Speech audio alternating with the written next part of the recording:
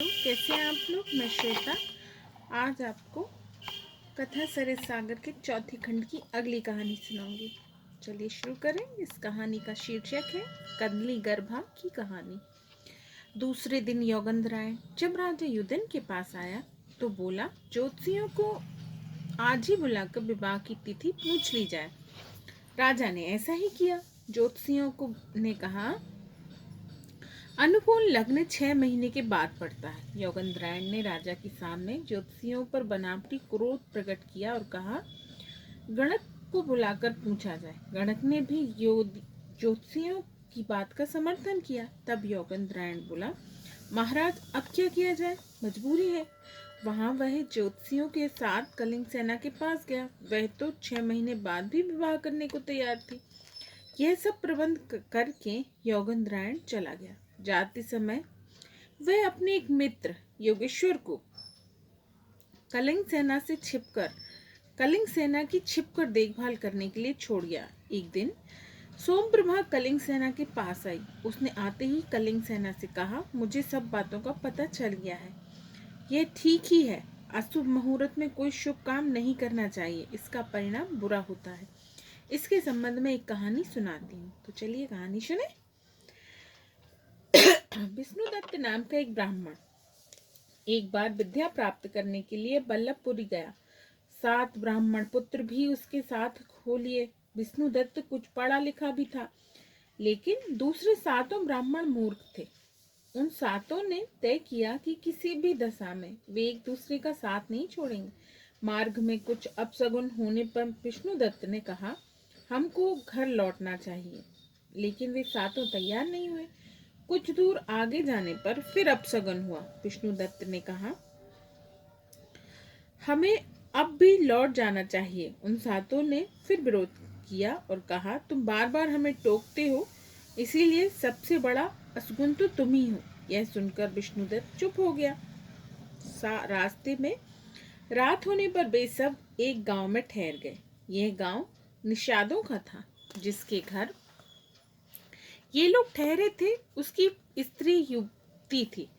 रात में वे 7 मूर्ख सो गए, लेकिन विष्णुदत्त जाग रहा था। उसने दरवाजे के छेद में से देखा कि एक व्यक्ति उस युवती के पास आया। उन दोनों की सो जाने के बाद उस स्त्री का पति भी आ गया। उसने अपनी पत्नी के प्रेमी को देखा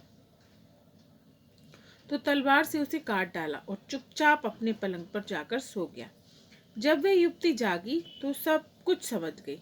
उसने लाश को उठाया और बाहर एक गड्ढे में दबा दिया। विष्णुदत्त सब कुछ देखता रहा। लौटकर उस युवती ने अपने पति को मार डाला और जोर जोर से रोकर कहने लगी, मेरे घर ठहरे हुए इन यात्रियों ने मेरे पति को मार डाला है। गांव के लोग इकट्ठा होकर उन ब्राह्मणों को पीटने लगे। तब विष्णुदत्त ने सारी बात बता दी और जहां पर उस युवती ने अपनी प्रेमी की लाश को दबाया था वह स्थान भी दिखा दिया।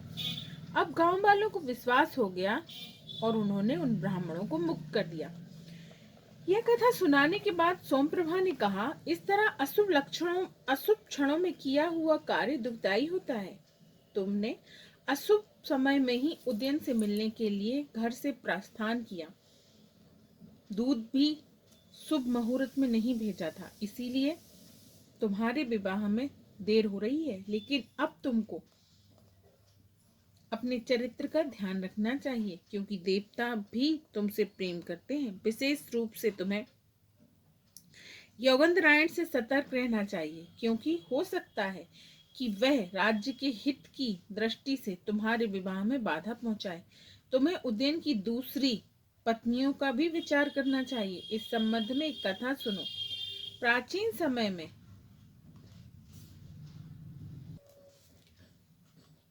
मंगणक नाम के एक ऋषि थे। इक्षुमती नदी के किनारे उन्होंने एक आश्रम बनवाया। एक बार वह शीर्षासन द्वारा तपस्या कर रहे थे। उस समय आकाश मार्ग से मेनका नाम की अप्सरा जा रही थी। उसे देखकर मुनि का नाम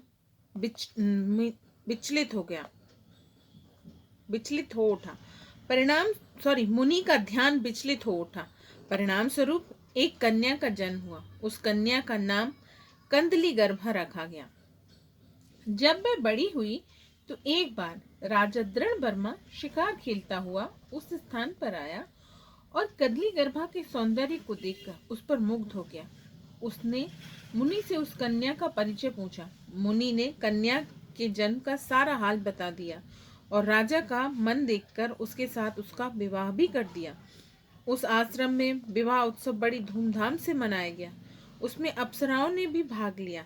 जब कंदली गर्भा विदा होने लगी तो अप्सराओं ने उसको सरसों के दाने भेंट किए और कहा, इनको रास्ते में बिखेरती जाना। अगर कभी तुम्हारा पति तुमको छोड़ दे तो तुम इनको देखकर अपने घर तक वापस आ सकती हो। इसके बाद कंदली गर्भा अपने पति के साथ चली गई। राजा दृढ़ उस पर इतना अनुरक्त हुआ कि दूसरी रानियों का ध्यान बिल्कुल ही छोड़ दिया। यह देखकर पटरानी ने राजा का मन फेरने के लिए एक सन्यासिनी की सहायता ली।